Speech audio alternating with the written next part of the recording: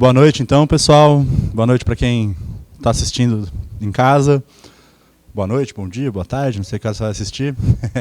A gente hoje vai tratar dos últimos dois temas, dos temas gerais da educação, certo? Hoje a gente encerra o nosso ciclo de estudos aí dos temas gerais da educação, que, como eu falei na aula passada, só relembrar, né, para quem não estava ou não tinha chegado no começo da aula, vários daqueles temas que a gente tratou são base dos temas específicos que a gente já começou a tratar e vai tratar aí nas próximas semanas até a prova. E hoje a gente vai arrematar, digamos assim, com a questão da interdisciplinaridade e planejamento docente. Tá? Vocês vão notar lá no edital, se vocês forem lá olhar, tá, que vai faltar um ponto lá que é da função social. Mas a gente vai tratar a função social nos temas específicos, porque estão nos temas específicos de todo mundo também. Então a gente vai tratar nas aulas dos temas específicos. Se der hoje, se der tempo aqui, a gente começa a introduzir o assunto, já que é para todo mundo. Mas, e aí falando nisso, dando uma olhada mais apurada no edital, e aí eu preciso conversar com vocês para saber se está ok, para a gente poder combinar nesse sentido. Tem alguns temas que os cargos que a maioria das pessoas que estão aqui fazendo o curso estão inscritos, educação física, educação infantil, supervisão, orientação, séries iniciais também tem alguma coisa. Tem alguns temas que tem um detalhezinho no tema de diferente entre educação infantil e educação física, ou entre educação infantil e a supervisão, orientação e tal, que eu estou sugerindo para todo mundo, da gente fazer um aulão com todo mundo junto desses temas, que a gente possa pegar. E aí, assim, na hora, obviamente, eu vou dar o toque. Ó, na educação física isso está assim, tal, na educação infantil isso está mais assim, porque assim, ó, exemplo, relação creche-família. Está lá na educação infantil e na supervisão está a relação escola e família. É o mesmo tema, certo? Com algumas nuances, é o mesmo tema. Então eu acho ruim dar duas aulas sobre isso, então a gente junta, faz um juntadão. E assim como esse tema, tem mais uns 4 ou 5. E aí a gente faria uma aula noite toda, com todo mundo, para pegar esses temas específicos que são para todo mundo. Não dá para ser semana que vem, tá, gente? Porque eu tive essa ideia anteontem, então não está preparado para ser semana que vem, mas sem ser na próxima, na outra, dá para a gente fazer isso. Beleza? Então, se vocês sentiram falta de algum desses temas aí, eu já estou falando da função social, porque ele é um desses temas, que cai lá. Tem um está a função social da educação básica, outro está a função social da escola pública, outro está... Na prática, é tudo a mesma discussão sobre a função social da educação, com algumas nuances. Beleza? Pode ser assim? Que aí dá para vir todo mundo fica a noite toda, né? Todo mundo aproveita uma noite toda de aula. E aí a gente... Então vamos lá, vamos matar esses últimos dois bichos aí dos temas gerais, interdisciplinaridade e planejamento docente.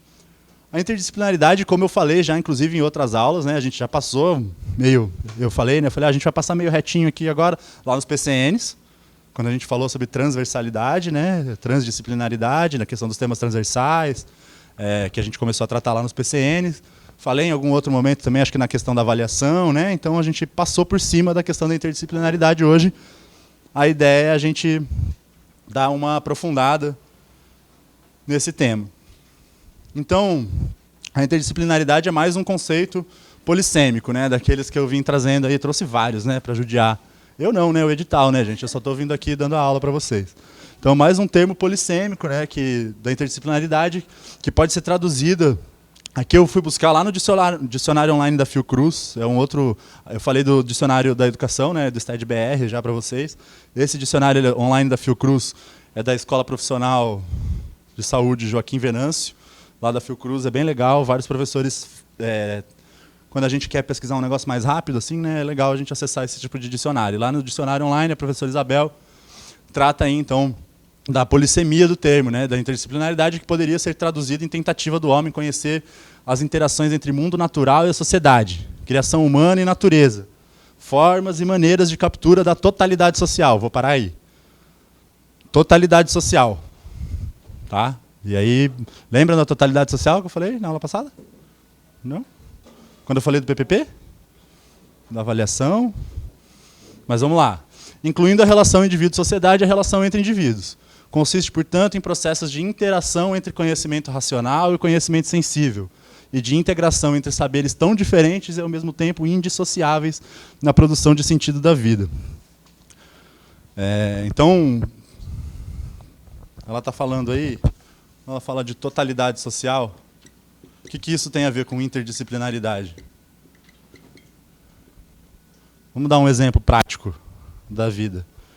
Estamos na escola e eu sou o professor de geografia. E aí eu quero tratar de demografia.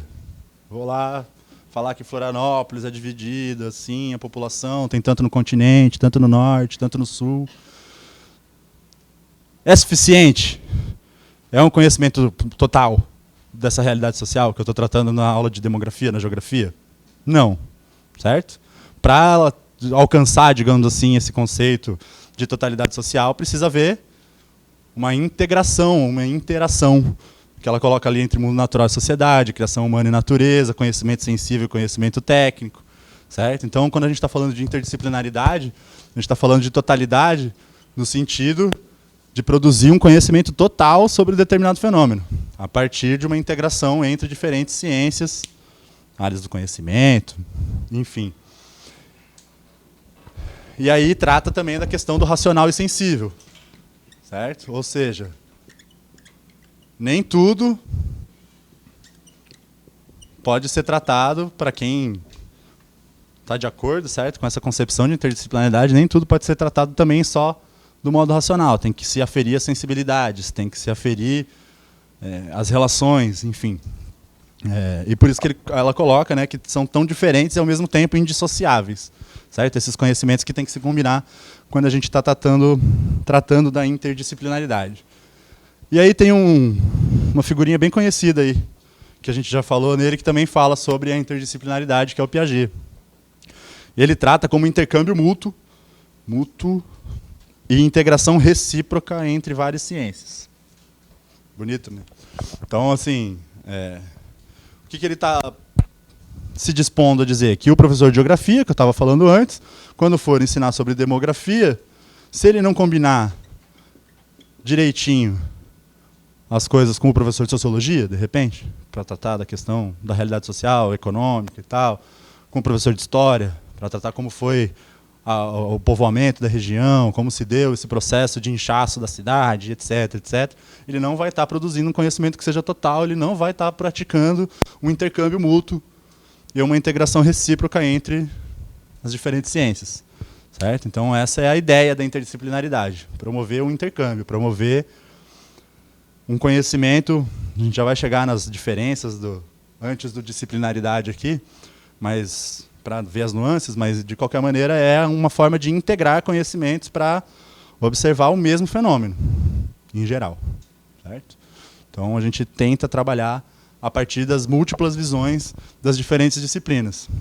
Mas a interdisciplinaridade para o autor, então, aí é uma interação entre as ciências que deveria conduzir à transdisciplinaridade. Tem mais, tá? Além da inter e da trans. A gente já vai chegar lá. Sendo essa última concepção que se traduz em não haver mais fronteiras entre as disciplinas. Então, a interdisciplinaridade mantém as fronteiras entre as disciplinas, certo? E as ciências. Mas elas trabalham no intercâmbio, numa forma interativa. Para a transdisciplinaridade, na concepção do Piaget, tá, gente? Não é na minha, nem na de outras pessoas, não. Na do Piaget, a transdisciplinaridade seria a superação, digamos assim, da interdisciplinaridade, quando se romperiam as fronteiras mesmo entre as diferentes disciplinas para produzir essa integração global, que ele chama, né, das ciências, uma etapa posterior e mais integradora, que é a interdisciplinaridade. Muito pesado, pessoal, para ser rápido assim? Preciso ir mais devagar? Alguém quer perguntar alguma coisa já de cara? Não? É porque é um tema complicadinho mesmo. Não à toa ele ficou por último. E aí nós vamos entrar agora nos nomezinhos. Além da interdisciplinaridade, a gente vai tratar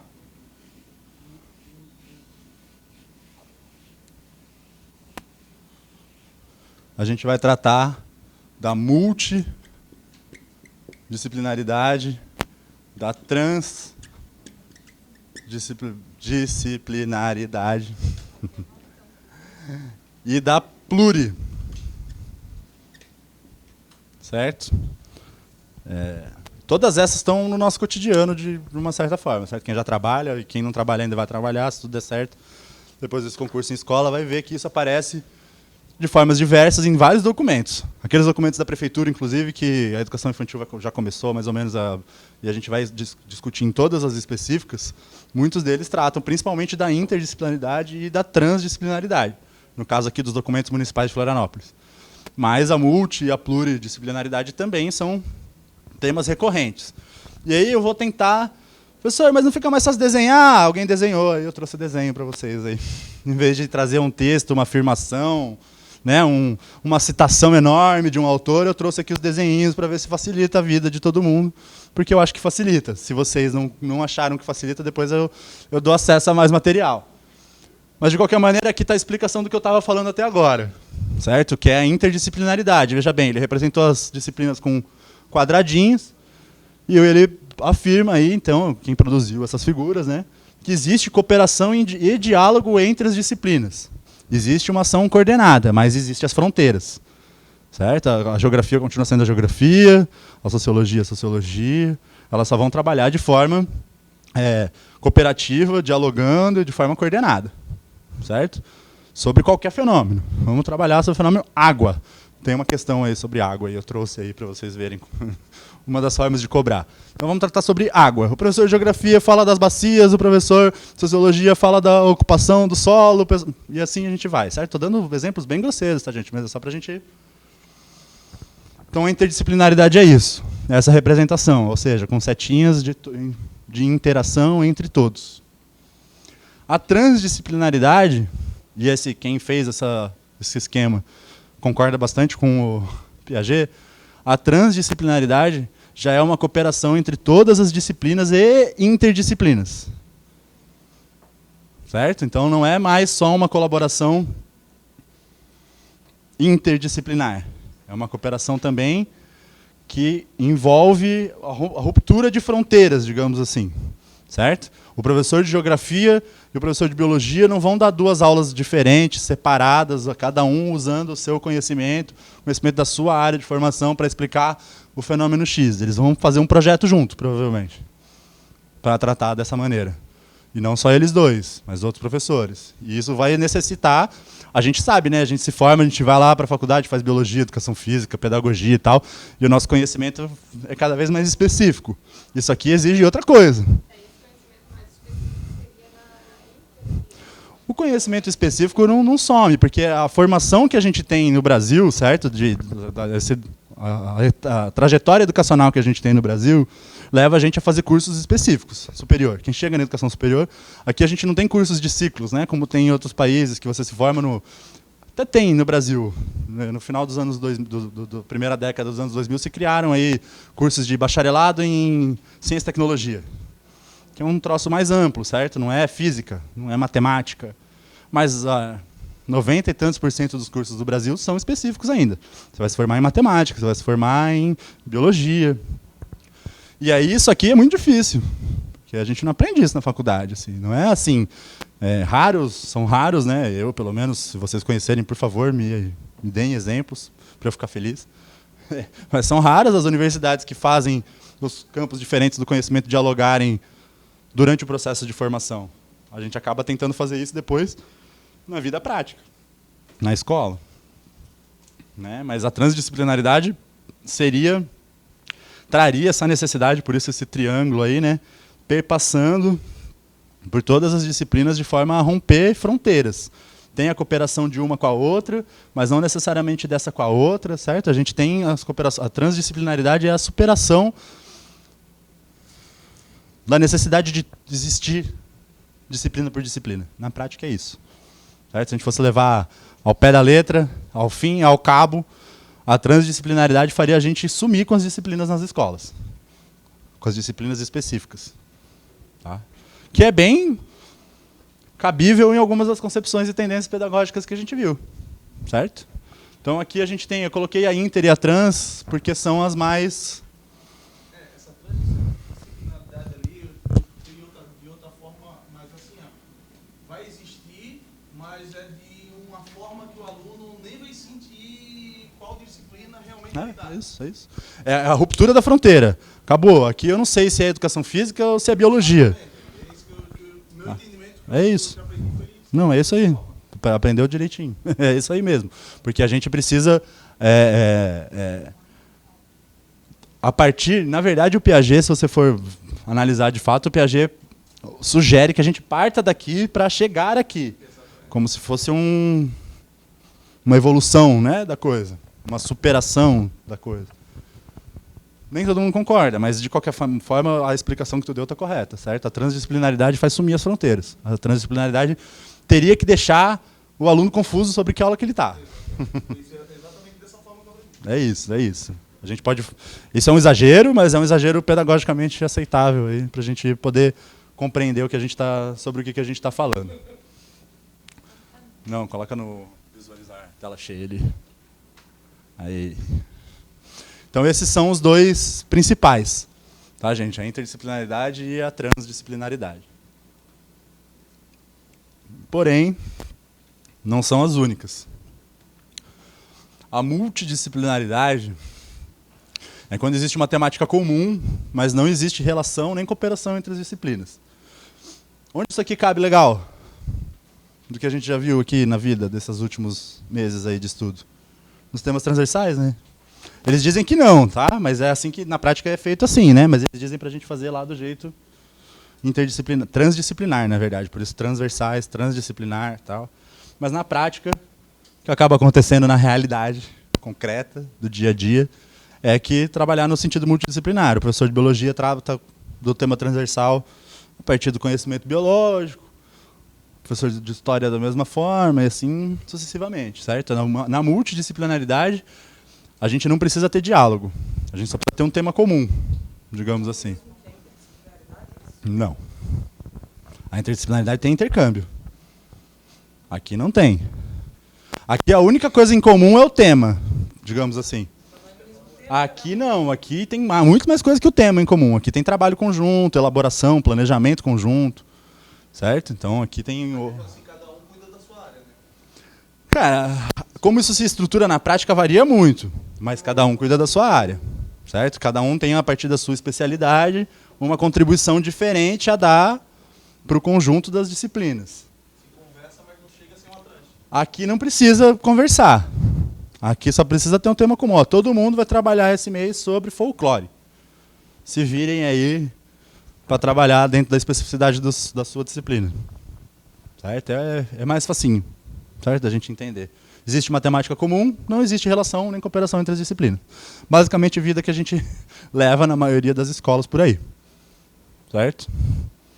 E a pluridisciplinaridade faz o mesmo diagrama ali, mas existe, além da temática comum, né, uma relação e uma cooperação entre as disciplinas. Aqui sim dá para a gente confundir bastante lá com a interdisciplina. Ali é o seguinte, ali, na verdade, você pode ver que só uma disciplina praticamente conversa com a outra. Não é de forma realmente integrada. Não, não necessariamente. Aqui a setinha aqui está ligando essas duas. Sim, mas só que pelo que eu estou falando, eu estou tentando assimilar do jeito que eu aprendi.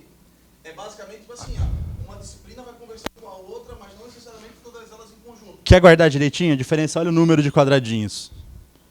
Ali, na verdade, aqui a pluridisciplinaridade não necessariamente envolve todas as disciplinas. Exatamente, foi assim. Na pluridisciplinaridade, a gente pode envolver, a partir de um tema comum, 3 disciplinas. Sei lá, vamos fazer um projeto junto aqui, o professor de História, de Geografia e de Filosofia.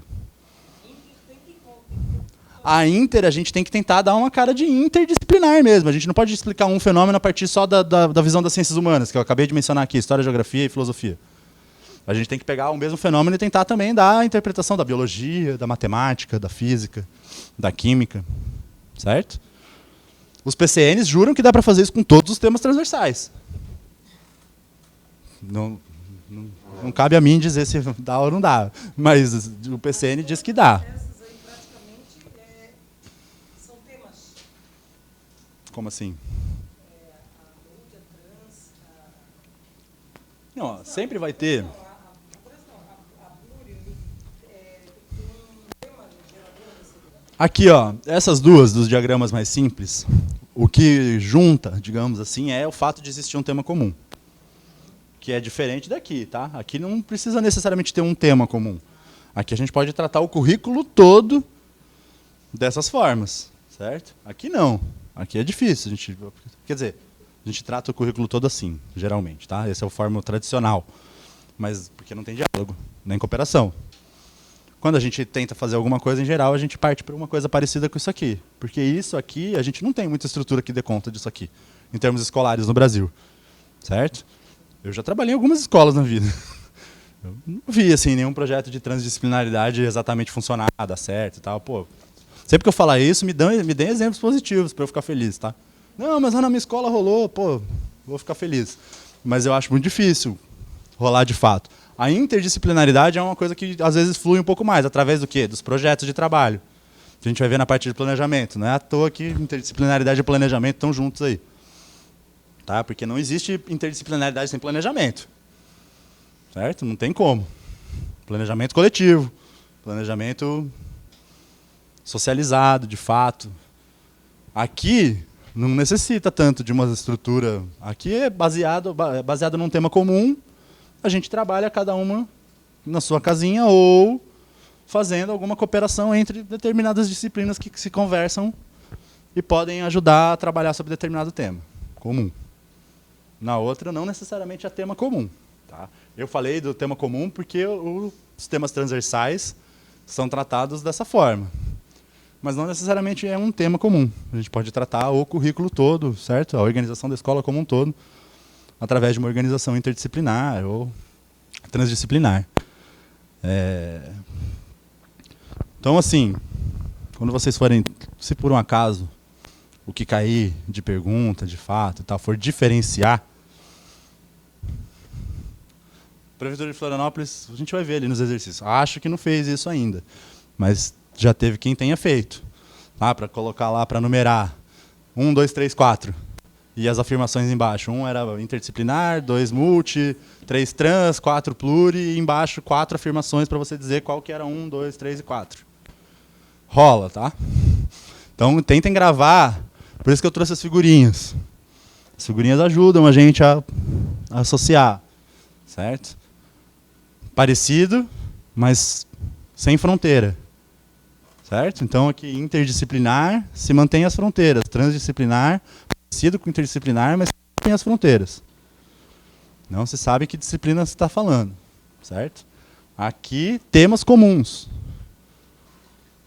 com e sem cooperação. Ponto. Por isso que eu separei dessa forma, inclusive os quadradinhos aí, tá, gente? Para pegar os dois mais complexos e os dois mais simples. Então tentem gravar assim, os dois mais complexos, inter e trans, certo? E os dois mais simples, multi e pluri. Tá? Tentem gravar assim que vai ajudar bastante aí na vida. E aí, como eu falei, a questão do planejamento tem que vir casada com a questão da interdisciplinaridade. Porque a gente vai ver aí uma série de outras coisas sobre o planejamento, mas a gente não faz nada disso aqui, talvez a gente faça a multidisciplinaridade sem precisar de muito planejamento. Cada um fazendo seu planejamento individual, a escola demandou lá no começo do ano, a gente se reuniu e decidiu que o tema comum de projeto para todas as disciplinas é... Oh, já falei tanta coisa aqui que agora me fugiu um termo. Sei lá, falei da água já, né? Meio ambiente. Tema quente aí, literalmente nos últimos tempos. O meio ambiente. E a partir desse tema, a educação física planeja uma coisa, a história planeja outra. Certo? Isso aqui é perfeitamente, isso que eu estou falando é perfeitamente possível de ser feito nesses dois modos. Nesses aqui, não. Nesses aqui não envolve só o meu planejamento a partir de um tema comum. Envolve eu planejar com ela, com ele. Com as diferentes disciplinas dialogando. Certo? Tá claro, pessoal? Posso passar? Se não tiver, fala. Não é o cálice para sempre, mas fale. Tá? Pode voltar se quiser. Não é um tema suave. Não é.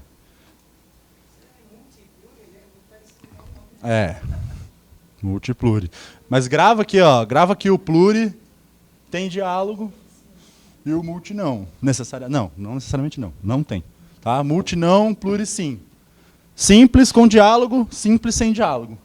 Complexo com fronteiras, complexo sem fronteiras. Acabei de criar isso aqui, tá? só para a gente tentar gravar. Beleza, gente? E aí, como eu estava falando, nada disso acontece, certo? Sem que a gente trate sobre o tema do planejamento docente. Está lá com o tema no edital, tá? Planejamento docente, dinâmica e processos, acho. Uma coisa assim. Mas, na verdade, a gente vai ver depois as questões. As questões trazem sobre o planejamento docente o que é o planejamento docente, como se dá o planejamento docente. Se pergunta bastante sobre o planejamento docente a partir dos documentos da prefeitura, em especial, nesse caso, que é quem trata dessas questões de forma mais esmiuçada, os documentos nacionais não. Certo? Então, a gente vai ver nas questões que tem temáticas bem diferentes, digamos assim, sobre a questão do tema de planejar. Mas vamos falar de uma forma geral ainda e a gente vai depois passando para frente. Vou tirar aqui, tá, pessoal? Todo mundo tem aí o PDF já também, né? As figurinhas e tal. Tá bom para a gente já... Vamos falar do planejamento agora. Então, planejar deveria ser uma prática frequente do educador, possibilitando ao professor estar em sintonia com o mundo, compreendendo as mudanças e estabelecendo novos rumos. O modo burocrático e técnico de planejar mostra que é preciso muito mais para se enquadrar à essência do planejamento. Exige-se uma mudança de postura do educador perante o sistema de ensino. Portanto, a reflexão sobre o ato de planejar torna-se indispensável ao exercício da docência, não reduzindo ao simples preenchimento de formulários. Antes deve ser uma atividade consciente de previsão das ações docentes, fundamentadas em opções político-pedagógicas, as tendências, concepções, certo? Levando em consideração as situações didáticas concretas. Isso é a problemática social, política e cultural que envolve a escola, os professores, os alunos, ou seja, algo que envolva toda a comunidade escolar. O que eu acabei de falar, que era isso, no ponto anterior? Com o que essa pessoa aí que escreveu isso aí, que eu esqueci de colocar referência, que feio, concorda?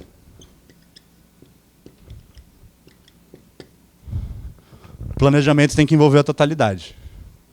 Certo? Aqui, ó, ele está falando das situações didáticas concretas, da situação social, política e cultural, que envolve a escola, ou se envolve a escola, envolve o mundo, certo? Na verdade, a cidade, o Brasil, o mundo.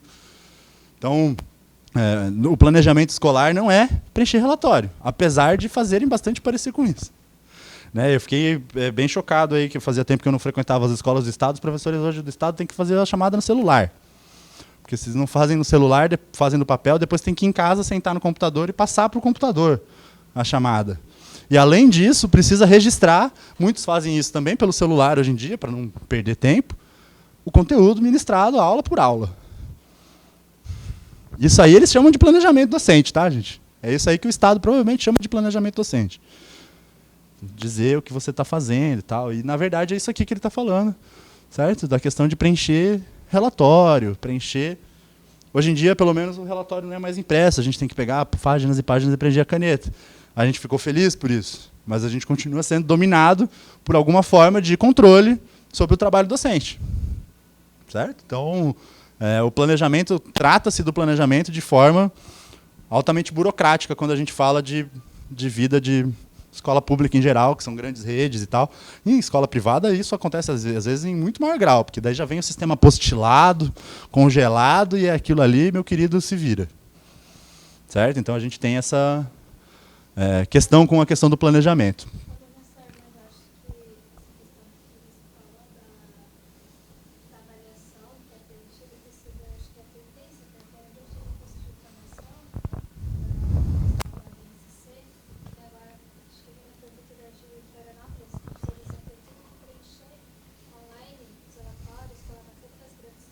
Já tem que preencher, né? Pelo menos o pessoal de quinta e oitava, que eu conversei com o professor de história aí semestre passado, eles já tinham que preencher, né? Ele tirava foto do caderno, né? Ele tirava foto do caderno, inclusive, para depois anexar e tal. É todo...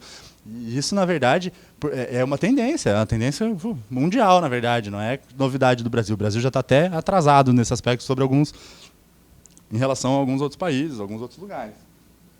A questão é, isso é planejamento? Isso é avaliação, de fato? O que a gente está fazendo quando a gente registra? A gente é obrigado a registrar atividades e mais atividades ali. A gente, na verdade, está sofrendo... A gente está, na verdade, sofrendo cerceamento, né? Porque, assim, a gente, na boa, uma pessoa que dá 40, 60 aulas por semana, temos várias pessoas, a gente conhece, pessoas aí que dão aula dada 50 horas por semana, 40 e poucas horas por semana. Quanto menos complexo for o que eu tiver que fazer, melhor. Aí eu vou lá, preencho 2 linhas, atividade, bababá, e me livro do problema. Porque virou um problema, virou um peso. Não deveria ser. Certo? Não deveria ser isso. A gente deveria tratar do planejamento docente como uma atividade inerente da função do professor. Certo? Essa é uma das questões que, inclusive, que cai nesse formato. Se é uma atividade do professor, da rede, etc. É uma atividade docente, inerente, né, à prática docente, à função do professor. É tratado, né? Aqui, ó, aqui tem uma boa formulação, né? Atividade inerente à função do professor, porque o planejamento deveria funcionar, né? Ele está colocando aqui que funciona, é um otimista. Funciona como uma bússola que indica o caminho e a direção a seguir. Certo? O planejamento tem que ser isso. Quando a gente vai... Tudo que a gente estava falando da interdisciplinaridade, etc. Se a gente chegar numa reunião e tratar, uma reunião pedagógica, e tratar com belas palavras sobre a interdisciplinaridade, a transdisciplinaridade, etc, etc, etc, mas a gente depois não fizer um planejamento coletivo, vai funcionar? Não vai, né? Então, o planejamento tem que servir para poder indicar o caminho a seguir. Não só. Inclusive o caminho a seguir e os momentos de ser feita a avaliação se o caminho seguido está adequado e reformulado, e pode ser reformulado se for o caso. É o primeiro do planejamento, né, então, que o educador ganha segurança e experiência para prever resultados, preparando-se para os possíveis caminhos que poderá ocorrer a partir da sua atividade em sala. Vamos deixar o final ali, ó. Mas além da totalidade, tem outros 2 termos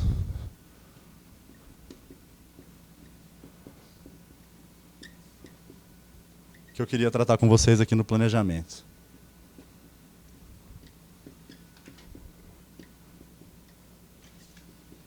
E aí, a diferença é só a posição do U para o S? Não, né? Aqui, ó, quando ela fala preparando-se para os possíveis caminhos que poderá ocorrer a partir da sua atividade em sala. Para que serve o planejamento? Eu tenho que seguir à risca aquilo que está no papel, sim ou sim, na aula que eu planejei antes? Não, né? O planejamento deve dar uma direção. E aí, a partir do planejamento feito, elaborado, do conhecimento que eu tenho da realidade da turma, etc., eu vou saber optar, saber fazer as melhores opções para todo tipo de casualidade que aparecer. Casualidade é algo que a gente não está esperando. Os 2 moleques se quebraram no meio da sala durante a minha aula. Aconteceu. Não estava esperando, não estava no planejamento. A gente não vai prever que 2 moleques vão se quebrar no meio da aula naquele dia. Mas pode acontecer e, a partir disso, a gente vai ter que mudar o nosso planejamento. Não tem jeito. A gente não vai fingir que nada aconteceu, chutar os 2 moleques da sala e continuar dando aula. Certo? Infelizmente, não vai ser isso que vai acontecer. Porque não tem equipe pedagógica, porque não tem como a gente tratar isso. Então, o professor acaba também assumindo essa função, e tem também uma parte dessa função, na minha opinião, tem que também assumir uma parte dessa função. Então, tem que tratar de todas as casualidades que aparecem no momento da aula. Essa aqui, de baixo, já é alguma coisa que a gente tem que prever no planejamento. A causalidade é, se a gente planejou a aula com atividade X, a gente sabe que aquela atividade X vai causar determinada reação. Vai causar determinado comportamento da turma. Como que a gente sabe isso? Planejando. Conhecendo a turma, conhecendo o PPP da escola, integrando o nosso planejamento ao PPP da escola, ao currículo, tudo aquilo que a gente já viu até a aula de hoje. Certo? Aqui são as causalidades. Aqui a gente tem que estar preparado. Aqui não tem como a gente estar preparado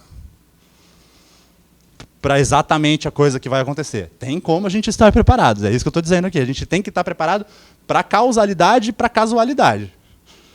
A diferença é que uma está mais ou menos sob nosso controle e a outra não. A outra não está nem menos, muito menos mais sob o nosso controle. Certo? E aí, por fim, essa citação é muito boa, que o planejamento tem que estar articulado com o plano da escola, o plano de ensino e o plano de aulas. Não foi só uma vez que caiu essa pergunta nas provas da prefeitura, tá? São 3 os níveis, digamos assim, de planejamento. Certo? O primeiro nível é o PPP, digamos assim, certo? Que aqui é tratado como o plano da escola. A partir do projeto político-pedagógico, a gente constrói um plano, que é um plano da escola, para lidar com aquele bimestre, trimestre, semestre, o ano, enfim. Certo? Depois, a partir do plano da escola, a gente elabora um plano de ensino, que vai pegar o currículo da nossa disciplina, os temas, enfim, as opções didático-pedagógicas, das tendências, etc., que a gente vai tomar para o nosso plano de ensino anual, bimestral, trimestral, semestral, essa variância aí depende de onde se está trabalhando, certo? Para, por fim, irmos para o plano de aula, que aí é o que a gente vai dar naquela aula especificamente. Então, a gente pegou aqui o do plano de ensino, a gente sacou que agora, nessa parte do plano de ensino nosso aqui, do concurso da prefeitura, hoje o tema a ser destacado era a interdisciplinaridade e planejamento docente. Então, eu tenho um plano de aula específico para a aula de interdisciplinaridade e planejamento docente. O plano de ensino é o edital do concurso, certo? Todas as disciplinas. Então, a gente teve que fazer um plano de ensino para todas as disciplinas. E o plano da escola é algo já mais, que no nosso caso aqui não se aplica, certo? Porque cursinhos diferentes, para cargos diferentes, mas uma escola que forma todo mundo para a mesma finalidade, tem que ter um projeto político-pedagógico que se transforme num plano da escola. Caiu umas 2 ou 3 vezes assim, tá? Essa pergunta aqui. Sobre os 3 níveis de planejamento. Não é nenhuma, nem 2, acho que foi umas 3. Então, como eu falei, articula-se necessariamente ao PPP. E a questão da totalidade social, como eu falei. Porque as influências que a escola sofre, e aí a gente tratou disso no PPP, por isso eu vou passar mais rapidamente por isso, são de toda a ordem, econômica, política, cultural, certo? Afinal, a gente está tratando, e quando a gente está tratando dessas questões, trouxe aí o Libânio, ele trata a partir de uma visão dialética, histórica e materialista, certo? De uma sociedade dividida em classes. Então, essas influências econômicas, políticas e culturais têm a ver com a divisão em classes que a gente vive na nossa sociedade, certo? Nessa sociedade localizada nesse momento histórico que a gente está. E isso tudo precisa ser levado em consideração, como eu falei lá no PPP, e, por consequência, se vai ser levado em consideração no PPP, vai ser levado em conta no nosso planejamento, individual e coletivo. Certo? Porque, são integrantes da dinâmica das relações sociais, certo? O estudante não é... A gente não pode tratar, o que ele está dizendo aí, bem resumidamente, que a gente não pode tratar o estudante, o professor, a comunidade escolar, sum como membro da escola. A gente tem que pensar no estudante, no aluno, no pai do aluno, como alguém que vive num bairro, que trabalha numa empresa, ou que dirige um Uber, ou que... A gente tem que saber essas coisas para a gente poder... calcado na realidade social, baseado no conhecimento da comunidade, não ser pego de calça curta nas casualidades e conhecer minimamente todas as causalidades que a gente possa prever e se precaver no planejamento para poder cumprir o nosso plano de ensino, certo? E o nosso planejamento das aulas.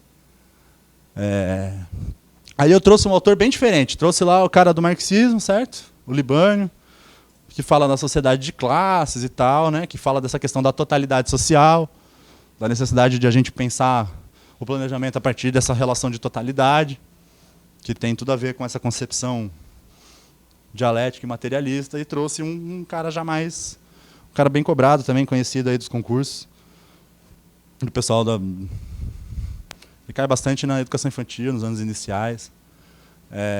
Assim, no que se refere ao aspecto didático, segundo Haidt, planejar certo? Então, o que é planejar?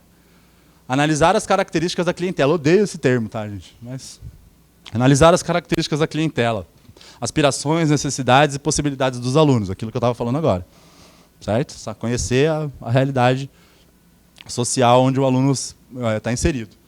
Refletir sobre os recursos disponíveis. Não dá para a gente planejar um troço mirabolante, gigantesco, sensacional, e a escola não tem os recursos para a gente poder trabalhar sobre aquele tema daquela determinada maneira que a gente quer.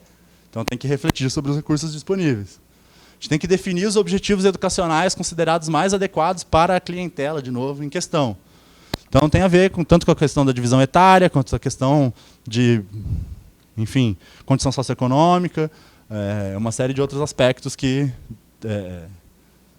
da clientela ou do público-alvo que deveriam ser discutidos e pensados, né, a partir dos objetivos educacionais adequados para essa realidade. Selecionar e estruturar os conteúdos a serem assimilados e distribuídos ao longo do tempo disponível para o seu desenvolvimento. Currículo. Certo? Que é uma questão de planejamento curricular mesmo. Então, como os conteúdos ao longo do ano vão ser trabalhados. Prever e organizar os procedimentos do professor, bem como as atividades e experiências da construção do conhecimento mais adequadas para a consecução dos objetivos. Metodologia, certo? Como a gente vai fazer? Aqui é o como. E a partir de quais atividades, de quais experiências que a gente vai produzir esse processo aí das nossas aulas, das nossas atividades, enfim. Então, aqui é a metodologia. Prever e escolher os recursos de ensino mais adequados para estimular a participação dos alunos. Então, a gente reflete se tem, primeiro, né? Que a gente está falando de escola, né? Nem sempre tem, não só escola pública, escola privada também, muitas vezes não tem o recurso que a gente gostaria que tivesse. Então, a gente primeiro reflete, depois a gente, dentro do que a gente já refletiu, que a gente sabe que tem na escola, a gente prevê e escolhe os recursos mais adequados para a gente estimular a participação da maior parte dos alunos, então, nessas atividades. E, por fim, prever os procedimentos de avaliação mais condizentes com os objetivos propostos, que tem a ver também com a questão da opção pedagógica, certo? Que a gente falou na aula passada. Não adianta a gente passar um bimestre inteiro falando em ensino crítico e aí no final a gente vai lá e mete uma prova tradicional zona para todo mundo. Muitas vezes a gente faz isso por obrigação, mas outras vezes não é por obrigação e acaba acontecendo. Então o procedimento de avaliação tem que ser condizente com o objetivo proposto. É isso que está colocado aí. Deixa eu ver se depois a gente já parte.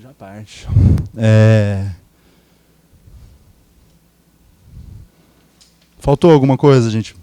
Na ideia de vocês sobre a questão do planejamento? Eu sei que vocês já olharam as provas passadas aí.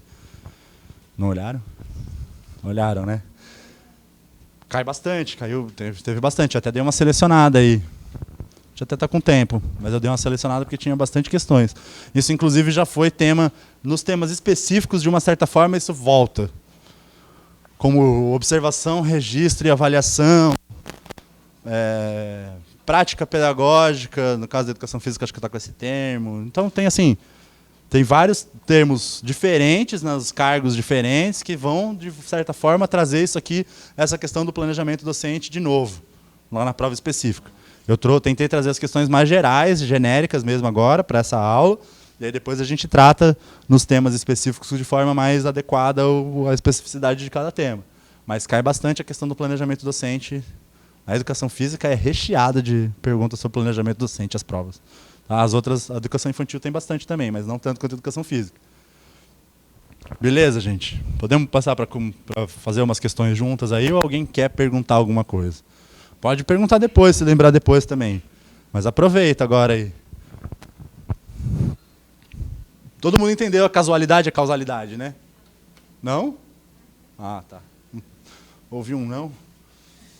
Então tá. Então vamos passar algumas questões aí de provas anteriores. Começando para a alegria geral da nação com uma somatória. Mas essa aí eu trouxe para vocês verem, ó, um exemplo que eu dei aqui na aula. Muitas questões ambientais ocupam a pauta da educação na forma de temas transversais. Olha quanta coisa que eu trouxe junto na mesma pergunta. Mas a água ganha cada vez mais centralidade. Com relação à água, assinale as proposições corretas. A água é o elemento planetário que mantém um ritmo e um pulsar na Terra. Dessa forma, é ela que assegura todas as formas de vida as condições de interação necessárias à conservação do seu nicho vital. Bonito, né? Essa questão aí foi para isso mesmo. 2. A gestão de recursos hídricos não forma a base dos conflitos ambientais, porque não integra as perspectivas de demandas comunitárias e a disponibilidade desses recursos para as redes públicas. Pô, essa aqui é a mais absurda de todas, nem li o resto. A produção exagerada do lixo nos centros urbanos, aliada à falta de seletividade nos ritos de consumo, interfere diretamente na dinâmica de conservação e distribuição da água e acirra os conflitos sobre a gestão dos recursos hídricos. A água não é letra, essa é somatória, hein, gente? O resultado é a soma de todas as certas. A água é um resíduo de marcos ancestrais, embora integrado às mais profundas raízes superficiais da Terra, o que comprova a inesgotabilidade dos recursos hídricos nos centros urbanos, já que a água é também um sistema renovável. Pô, mais fake news que isso é impossível, né, gente? A água não é resíduo de marcos ancestrais, embora integrado às mais profundas raízes superficiais da Terra, o que comprova a inesgotabilidade dos recursos hídricos nos centros urbanos, já que a água... Mesma coisa, né? Sei, para professor da prefeitura. Caiu nos temas gerais de todo mundo na prova de 2009. Esse aqui. Caiu para todo mundo. Todo mundo que fez para professor naquele ano respondeu essa pergunta aqui. Eu trouxe ela de propósito. Não é o tom das perguntas, tá? O tom das perguntas da FEPESE não é esse. Eu trouxe mais para a gente ter um exemplo do que eu estava falando na aula mesmo, da questão de uma das formas de tratar sobre temas específicos da questão da interdisciplinaridade. Certo? Qual é a soma aí, pessoal? 5. É 5. 1 e 4. Tá? Tava tranquilo até, vai. Apesar do tema não ser... Não vai cair. Bom, não sei, né? Não vai cair, eu estou apostando. Mais uma somatória. Ó, essa da somatória, essa aqui eu trouxe também por uma questão bem legal, gente. A questão da... Não, ficaram iguais, né? Elas só mudaram... É só para enganar, achar que uma das duas está certa. É isso aí. É bem parecido mesmo. Só da questão das raízes ancestrais. Uma diz que é, outra diz que não é. Mas as duas estão erradas. Porque a tendência é que, bom, se tem duas parecidas, uma deve estar certa, né? Não acreditem nisso. Essa pegadinha é da nossa cabeça, hein, gente? Não é da prova, hein? Toma cuidado com essa pegadinha aí, que essa pegadinha é da nossa cabeça. Pode estar as duas erradas.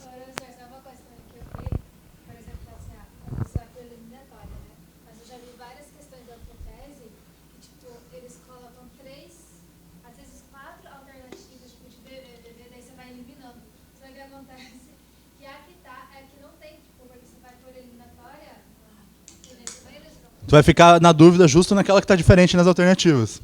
Mas isso é feito de propósito, tá, gente? O pessoal que elabora a prova pensa nisso aí, não é à toa, não é sem querer.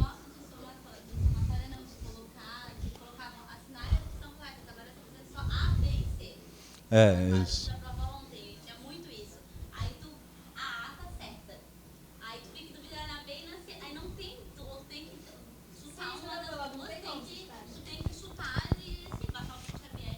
Vamos tentar evitar o chute. Fala. Na prova de São José, né? Vocês estão falando.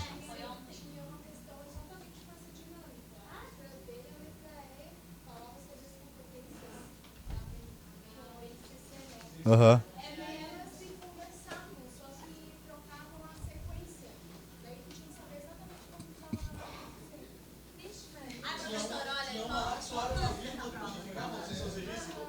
Sacanagem fazer isso, né? Saber a ordem é sacanagem.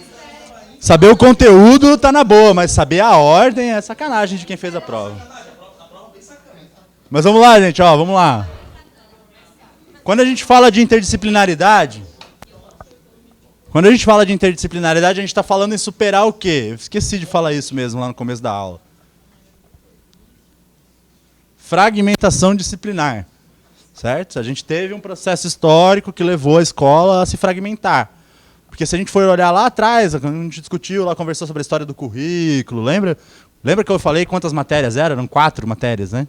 3 ou 4 matérias, lá na paideia, lá na ancestralidade, digamos assim, da discussão curricular. Hoje nós temos quantas disciplinas no ensino médio? São 12. Né? É isso, né? 12, 13, dependendo do número de língua estrangeira e tal. Enfim. Então, a escola passou por um processo de ampliação, digamos assim, mas na verdade de uma maior fragmentação, de uma mais específica especialização sobre os conhecimentos diferentes que compõem o currículo escolar. Então a interdisciplinaridade vem para superar, digamos, isso aqui. E essa questão vai falar sobre isso. A fragmentação disciplinar, empenhada na transmissão de conteúdos, esquece a formação de um sujeito responsável, exigência da sociedade do conhecimento. requer como ponto de partida, olha aqui, ó, na questão, ó, quanta coisa já tem no enunciado, certo? Empenhada na transmissão de conteúdos, diferente do que a gente estava falando aí agora? Da BNCC. Lembra que eu falei sobre isso quando a gente falou sobre a BNCC? A BNCC não está preocupada, empenhada em transmitir conteúdos. Ela está empenhada em quê? Em desenvolver o quê? As competências. Certo?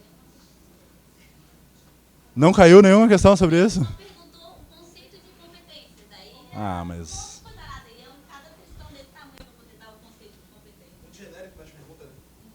Vou dar uma olhada nessa prova depois. Vou dar uma olhada. Já deve estar online, né? Vou dar uma olhada nessa prova depois. Ó, então vamos lá, vamos... Sim. Só que não caiu nem. Temas de educação, não estava lá? Temas de educação pega tudo. É, quando pega currículo, gente, se tem lá escrito política curricular, pode pegar qualquer coisa de currículo. Da BNCC, as parâmetros, diretrizes curriculares da década de 90. Então vamos lá, ó, a fragmentação. Então, requer como ponto de partida o ensino por disciplina, delimitando claramente as especificidades de cada área.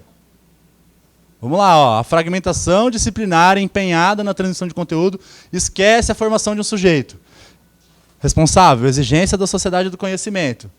Requer como ponto de partida o ensino por disciplina, delimitando claramente as especificidades de cada área. Uma formação modular por disciplina, disponibilizando saberes elementares das áreas de conhecimento. A religação e circulação dos saberes para que os sujeitos se sintam aptos a contextualizá-los e não apenas a conhecer os contornos limitados de uma área de conhecimento. Uma educação empenhada na construção de saberes universalistas que não neguem a diversidade na formação das pessoas. Memorização de conceitos e categorias de análise que atribuam ao currículo os significados de diversidade, complexidade e a solução de problemas étnico-raciais. E aí?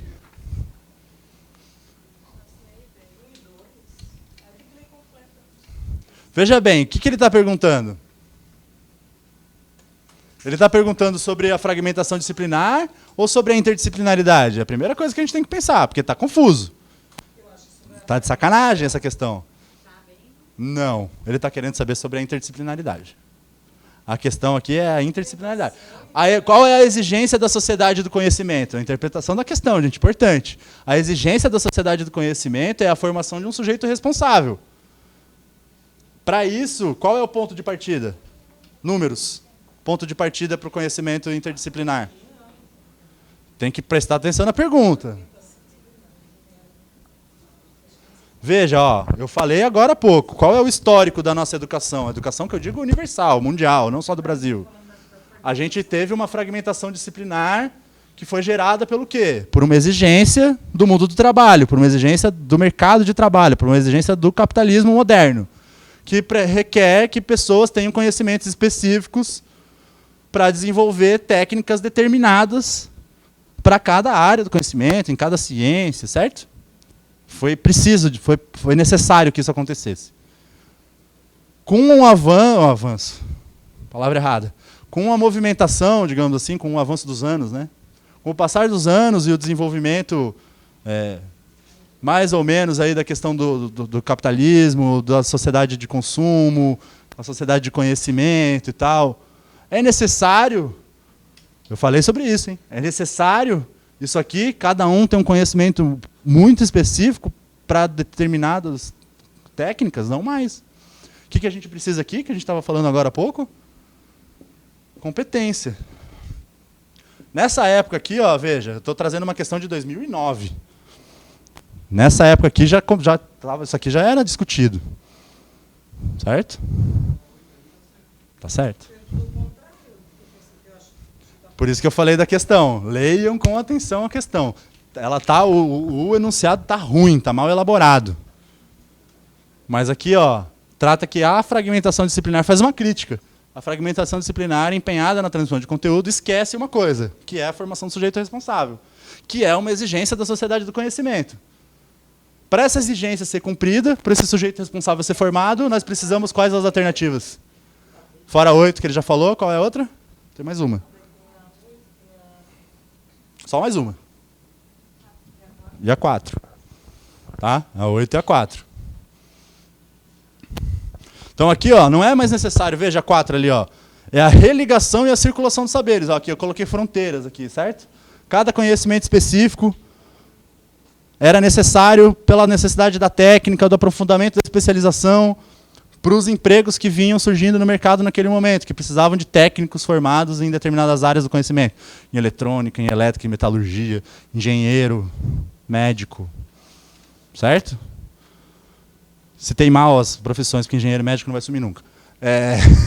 Mas assim, vocês entenderam o que eu quis dizer. E aqui a gente tinha esse cenário, um cenário de quadradinhos divididos, cada um na sua área. O que ele está afirmando aqui é que a sociedade do conhecimento precisa de uma religação, certo? Uma religação, uma rearticulação, uma circulação dos saberes, certo? Sem mais fragmentação disciplinar. É isso, esse é o fundamento da interdisciplinaridade, gente. Não deixem passar batido. Tá? E prestem atenção nos enunciados, porque às vezes eles podem estar mal elaborados e nem por isso eles vão ser anulados. Nem sempre. Aí, ó, um tema que a gente já viu também. As diretrizes curriculares nacionais gerais, resolução 4 de 2010, enfatizam que na organização e gestão do currículo, as abordagens interdisciplinar e transdisciplinar requerem a atenção criteriosa da instituição escolar, porque revelam a visão de mundo que orienta as práticas pedagógicas dos educadores e organizam o trabalho do estudante. Em relação à interdisciplinaridade e à transversalidade, é correto afirmar... Leiam aí em silêncio e me deem uma resposta, enquanto eu tomo uma água.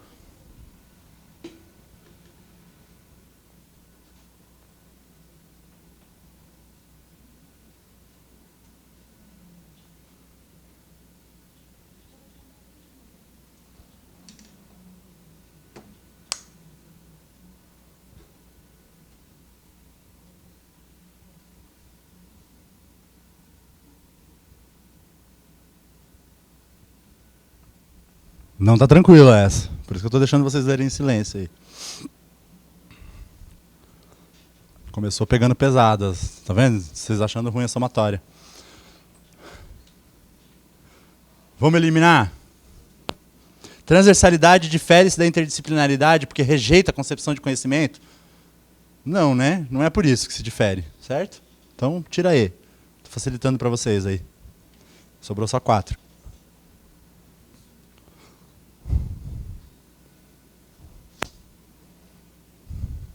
A interdisciplinaridade expressa frações do conhecimento e hierarquiza? Não, né? Então eu vou dar mais um mole para vocês aí, pode tirar C também. Só sobrou 3.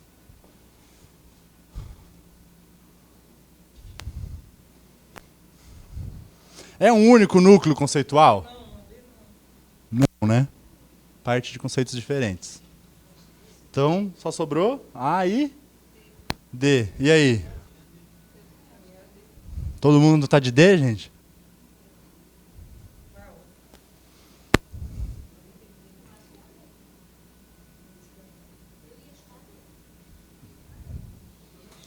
Vocês olham o desenho de vocês aí no material e chutam a D? Olhem lá de novo os desenhos lá.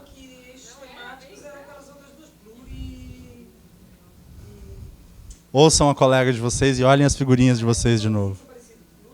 Plurimulti. Tá, aqui vocês estão falando do plurimulti.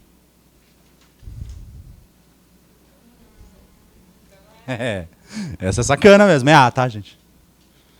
A resposta certa é A. É porque, ó, veja bem, aqui a gente não está tratando, olha, mais uma vez o enunciado, a importância de entender o enunciado. Ele fala lá em cima de interdisciplinar e transdisciplinar. Mas ele não está perguntando da transdisciplinar aqui. Aqui ele está perguntando de transversalidade. Pegadinha do malandro. Então, a primeira se refere a uma abordagem epistemológica dos objetos do conhecimento, certo? Algo muito mais amplo. E a segunda, a dimensão didático-pedagógica em si. Certo? A transdisciplinar, a questão transversal. dos temas transversais, dos temas que atravessam todas as disciplinas. Certo? Então, cuidado. Atenção. Prestem atenção no enunciado. É maldade, mas o cara que faz a... São essas perguntas que colocam a pessoa em primeiro ou em 17º. Certo? Errar ou acertar essa pergunta te coloca dentro ou fora das vagas, porque essa pergunta aqui não é pergunta dada. Essa pergunta aqui é cascuda. 4. Aí, de novo, os temas transversais. Por tratarem de questões sociais, os temas transversais têm natureza diferente das áreas convencionais. Assinale a alternativa correta com relação à transversalidade e interdisciplinaridade de acordo com os PCN. Eu falei aqui. Faz um tempinho já, mas eu falei. Os temas constituem novas áreas e pressupõem um tratamento integrado nas diferentes áreas. A inclusão dos temas não implica a necessidade de um trabalho sistemático e contínuo no decorrer, já elimina essa, né? Transversalidade e interdisciplinaridade são entendidas como sinônimos. Já não precisa continuar, né? As áreas convencionais devem acolher as questões dos temas transversais de forma que seus conteúdos as explicitem e seus objetivos sejam contemplados. A interdisciplinaridade diz respeito à possibilidade de se estabelecer na prática educativa uma relação entre aprender na realidade e da realidade de conhecimentos teoricamente sistematizados. E aí? Nenhuma delas está mole, né, pessoal? Vocês viram que dos outros temas, esse tema aqui começou a pegar, né? Então vamos lá. Qual? É isso aí. É a D. Tá?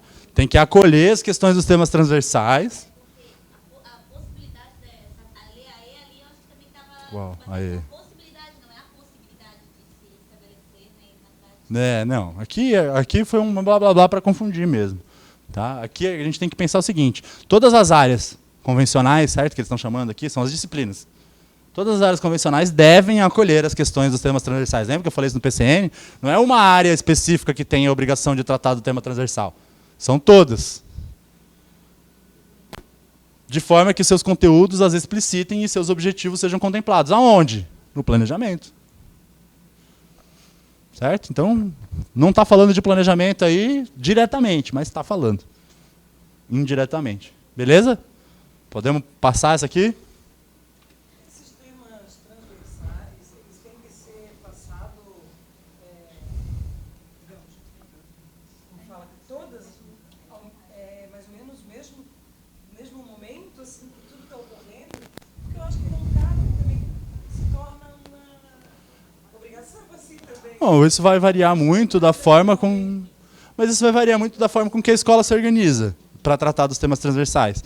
Tem escola que faz projeto anual com um tema transversal, e aí ao longo de todo o ano as disciplinas tratam daquele tema transversal. Tem outras escolas que escolhem séries para tratar determinado tema. Então o 5º ano trata um tema, o 6º trata outro, o 7º trata outro, e assim a gente vai fazendo. E aí isso depende, varia de acordo com o planejamento coletivo, né? Assim, era para ser assim. Mas é para todo mundo trabalhar. Não tem uma obrigatoriedade de ser ao mesmo tempo. Tem a obrigatoriedade de ser todo mundo. Todo mundo é obrigado a tratar das questões de meio ambiente. Em que momento do seu planejamento? Aí varia muito de local para local e tal. Vamos lá, analise o texto abaixo. De novo PCN, hein? PCN é importante para essa parte aí. Mas essa tá mole.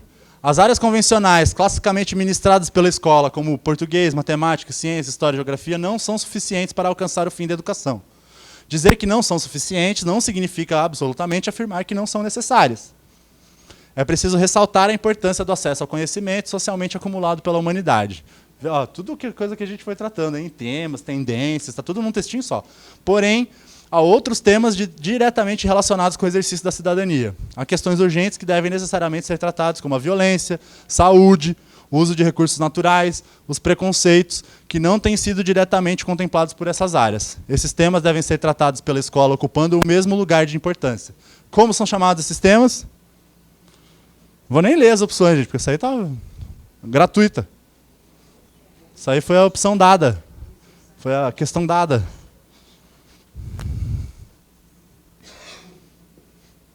É base comum nacional? Não. Certo? Nós não estamos falando disso. É o quê? É temas transversais. É A ou é E? Por que não é E? E outra coisa, está falando da interdisciplinaridade aqui. Os PCN falam da interdisciplinaridade. Quando perguntar PCN, é sempre interdisciplinaridade e transversalidade. Certo? Essas palavras estão associadas quando a gente fala de PCN. Qual que é PCN? De qualquer área. Todas. De todas as séries. Certo? De todos os anos, né?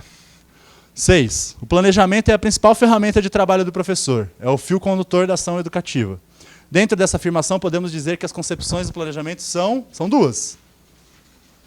Aí agora a gente está falando de concepção pedagógica, misturado com planejamento. Então a gente está falando, ó, ferramenta de trabalho é uma concepção. Fio condutor da ação educativa é outra concepção. Quais são essas duas concepções?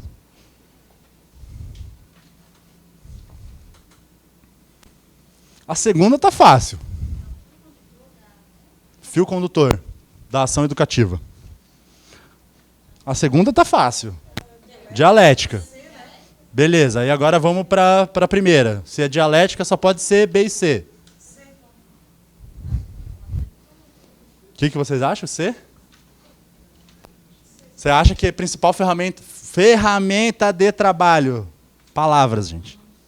Ferramenta de trabalho. Vocês acham que é transformador? Quando trata o planejamento como ferramenta de trabalho? Funcionalista. Certo? É funcionalista. Um transformador, se a gente fosse pensar... Isso aqui não existe, certo? Concepção transformadora. Existe? A gente viu concepção transformadora aqui? Não, né? Então, fujam disso. Certo? Funcionalista a gente viu. Certo? Pessoal tecnicista. Sim, tecnicismo. Altamente funcionalista. Os tradicionais. Então aqui é tradicional e crítica, seria, certo? Só que a gente chama uma específica que é funcionalista e as dialéticas. Não, é das tradicionais, liberais tradicionais.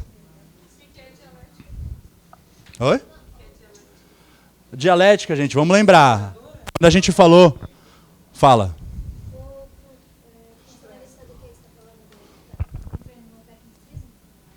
Não, entra nas tendências liberais. O funcionalismo não necessariamente é parte de uma tendência, mas é parte das tendências liberais, das tradicionais. Em especial da tradicional, perdão. Certo? Funcionalista mesmo. O planejamento é uma ferramenta de trabalho, ou seja, é algo que o professor vai usar como uma ferramenta mesmo, no sentido mecânico da coisa. Certo? Então, funcionalista. E o fio condutor da ação educativa é porque existe um fio condutor. Não necessariamente esse fio precisa ser cumprido à risca, seguido e executado, porque existem as casualidades e as causalidades que têm que ser consideradas dentro dessa condução, certo? Por isso que é um fio. Concepções pedagógicas. Por isso que eu falei que mistura planejamento com concepção aqui. Lembra sempre, ferramenta, coisa bem mecânica, não vai estar nos críticos, tá? Não vai estar, vai estar... Ah, e a dialética, voltando que perguntou. Gente, a dialética eu já expliquei, mas vamos lá. Eu trouxe até uma questão que fazia o seguinte, a resposta era ação, reflexão, ação. Tá? Isso aqui é a forma de pensar dialética, digamos assim. E aí o fio condutor se daria dessa forma aqui, ó. Um fio condutor passaria primeiro pela ação, ou seja, a gente precisaria primeiro conhecer a realidade, ver os alunos, a comunidade em ação, para a gente poder fazer uma reflexão teórica sobre esses fatos, certo? Sobre esse processo que a gente viu, que a gente presenciou. Então a gente parte do momento da ação, junta para um momento de reflexão, certo? Onde a gente vai colocar as teorias, vai colocar os autores, etc. Para depois disso, através desse fio condutor, voltar para a ação. Ou seja, replanejar. Refazer aquilo que a gente tinha pensado antes da primeira ação, porque a gente planejou antes, certo? Como professor, como tarefa, como função docente, lá que a gente viu na parte ali no slide anterior, é uma tarefa inerente à função docente. A gente vai planejar. Mas quando a gente for para a ação, o nosso planejamento não necessariamente vai ser cumprido à risca. E isso vai demandar que a gente tenha uma reflexão. E que, novamente, a gente volte para uma outra ação. Então, aqui é um processo de... Se for estudar lá nos autores, lá no Marx direto, ou até antes do Marx, lá no Hegel, aqui é tese, os nomes antítese e síntese. Certo? Não viram isso? Em algum lugar na vida já? Tese, antítese, síntese. Geralmente é explicado de um jeito bem tosco, né? Tipo, uma visão contrária disso se produz uma síntese. Não. Não é isso. Tá? Não é só isso, melhor dizendo. Então, isso aqui é uma explicação rápida aí, digamos assim, para dialética. Planejar é estruturar uma linha de ação. Quando planejamos, mostramos uma visão de realidade e não improvisamos. Sendo assim, podemos dizer que as fases do planejamento são... Não vou ler, porque essa aí é... Se eu ficar lendo, vocês vão ficar mais confusos. Leiam aí em voz baixa. Até porque só muda a ordem de algumas coisas.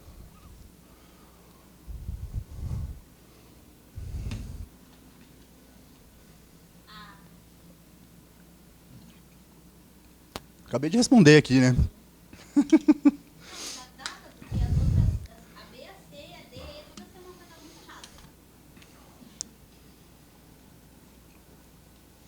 Ó, a C está totalmente errada, só está incompleta.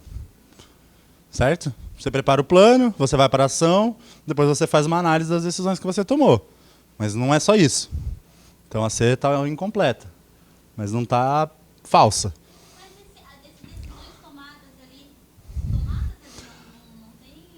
Não, lembra das causalidades e das casualidades? Você vai tomando decisões de acordo com as coisas que vão acontecendo na sua aula. Esse tipo de decisão que eu acho que ele está... Como está errado, a gente nunca vai saber o que ele está querendo dizer. Mas vamos dizer que fosse a esse ponto, certo? A gente toma uma decisão. Eu estou aqui dando uma aula. De repente acontece alguma coisa que eu até tinha previsto das causalidades, mas aconteceu de um jeito diferente. Porque, sei lá, no casal de educação física o guri caiu e bateu a cabeça. E aí é uma casualidade que eu vou ter que ir aí. Qual é a decisão que eu tomo? Essa decisão tem que estar baseada no planejamento. É isso que ele está querendo dizer aqui. Certo? Não tem como prever uma casualidade. Mas tem como você saber, a partir do seu conhecimento teórico e do seu conhecimento do seu planejamento, qual é a melhor ação para tomar de acordo com aquela coisa que aparece na sua aula. Seja ela casual ou causal de alguma outra coisa. Certo? Então aqui é A. É A.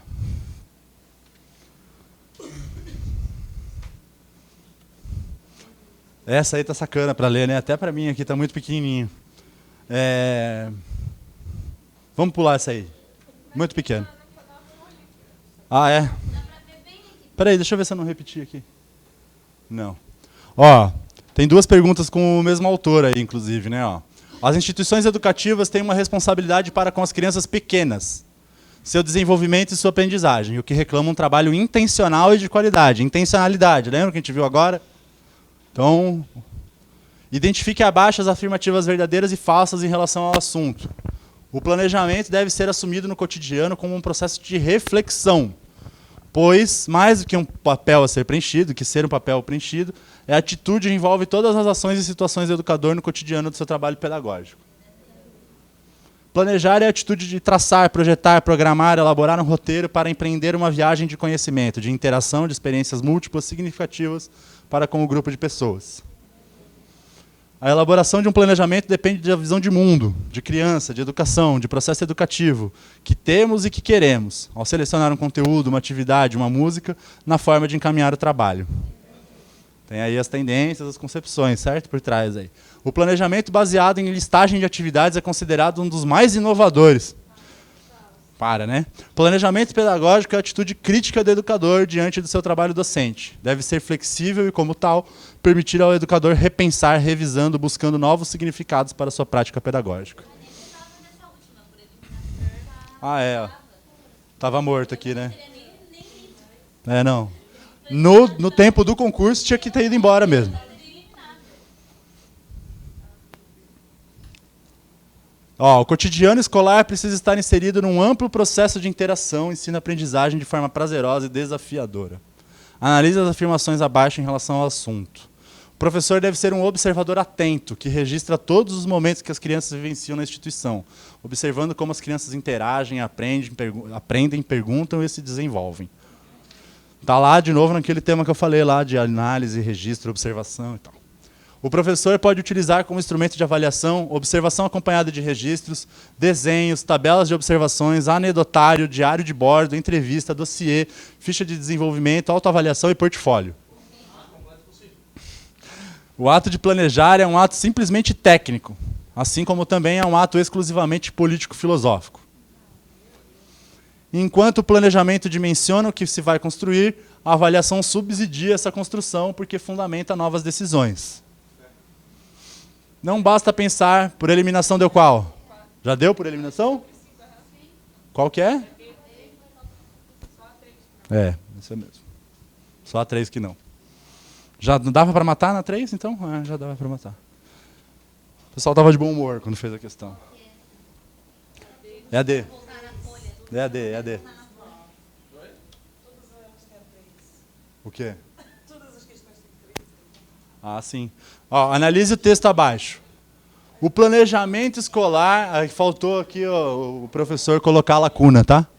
O planejamento escolar é uma tarefa blá blá blá, que inclui tanto a previsão das atividades em termos de organização e coordenação em face dos objetivos propostos, quanto a sua revisão e adequação no decorrer do processo de ensino. Depois da tarefa. É uma tarefa discente, secundária. Essa era a questão dada do dia. Certo? Essa foi a mais fácil, eu acho que eu achei. Estudos revelam que no espaço escolar há 3 modalidades de planejamento articuladas entre si. Quem falou sobre isso hoje? Da escola, de trabalho, de avaliação, de ensino e de aulas. Quais são os 3? Eu falei sobre isso.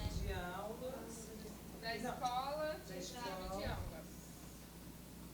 Que é a alternativa? 4, 5, 6. Isso aí. Da escola, de ensino e de aulas. De trabalho, não existe, certo? Aqui, existe plano de trabalho? Existe. Qual é o seu plano de trabalho se você é professor? Plano de aula, certo? Se você é professor, você trabalha dando aula, seu plano de trabalho é o seu plano de ensino e plano de aula. Então aqui já estamos falando de 2, o plano de ensino e o plano de aula. Fora o seu, quem mais faz um plano? A escola. Certo? A avaliação é parte. Certo? A avaliação é parte das atividades do plano de ensino ou do plano de aula, né? Assim, naquele dia tu vai dar uma avaliação específica sobre um tema determinado. Beleza? Isso aqui, pessoal? Posso passar? Tranquilo? Ah, 12 judiou de novo. Quando a ação não se caracteriza como corriqueira, como é o caso do ensino, há necessidade de organizá-la de maneira que favoreça o alcance daquilo que o professor se propõe a realizar. Apesar de a gente não ter tratado desse tema aqui ainda da proposta curricular da rede, eu trouxe para vocês verem como cai bastante também relacionado aos documentos municipais. Analise as afirmativas abaixo sobre o planejamento de acordo com a proposta curricular da Rede Municipal de Ensino de Florianópolis. Trata-se de um processo, e aí lembrem, hein? O que eu falei? Qual é a tendência que predomina nos documentos de Florianópolis? Aí a gente pensa nisso e olha a questão. Eu não vou falar de novo, vamos ver se vocês lembram. Trata-se de um processo de se analisar uma situação de modo a poder fazer previsões para reconstruir contextos históricos em sala de aula, proporcionando aos estudantes a apropriação dos conceitos como redescobertas a partir do contexto. Deve contemplar apenas as ações específicas do componente curricular. Podemos parar aí ou querem terminar de ler?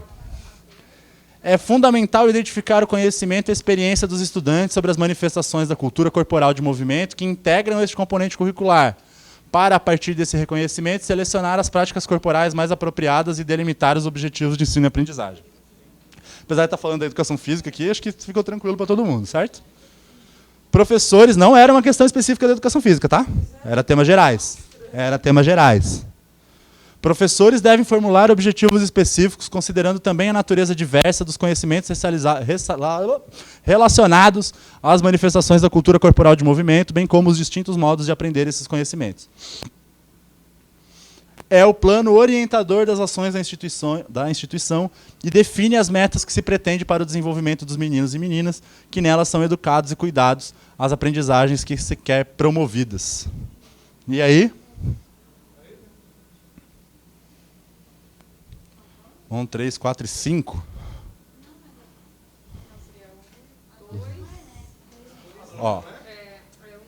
Ó, 2 não é, certo? A 2 a gente eliminou, nem terminou de ler. Então, onde tem 2, você já pode tirar aí. Ó. A B e a D não é. Certo? A 1 tá certo ou não tá? Certo. A 3, tá certo ou não tá? Então, aqui nós já temos 2 possibilidades, certo? Ou é a A ou é a E.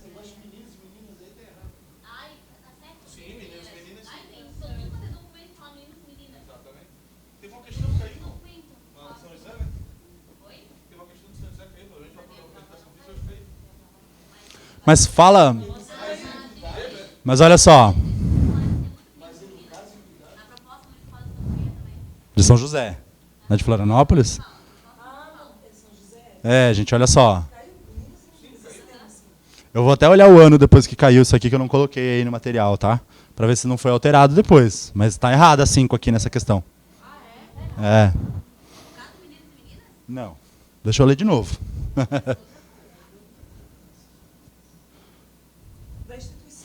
A proposta curricular não define meta. Quem define meta é o plano municipal. A morte da 5 está aí.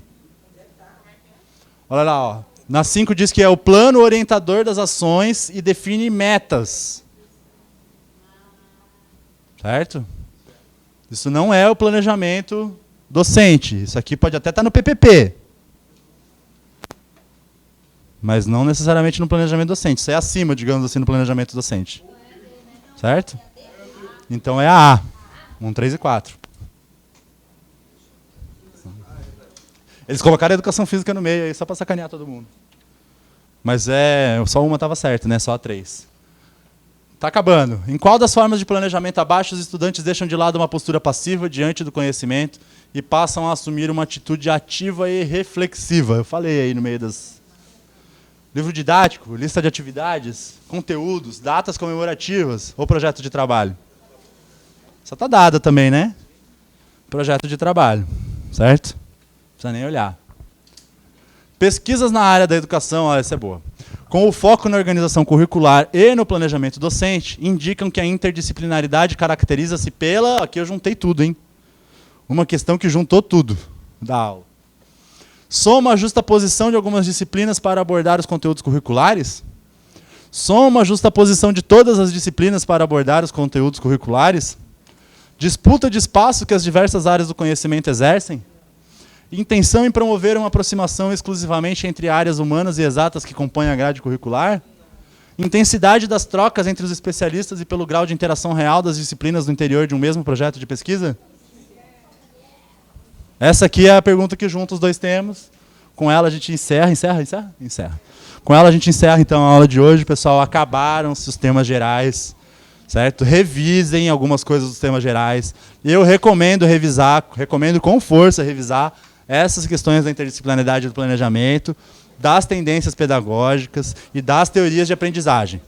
Tá? Piaget, Vallon, Vygotsky, as tendências pedagógicas, liberais, críticas, a interdisciplinaridade e o planejamento. Se eu fosse apostar...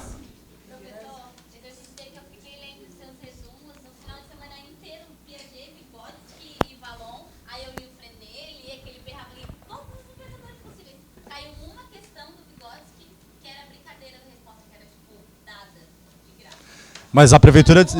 Mas isso é a prefeitura... Mas a prefeitura de Florianópolis gosta mais deles, hein? Então, o pessoal que não vai ficar para a aula de educação física aí depois, boa noite, até a próxima. Semana que vem a gente se vê.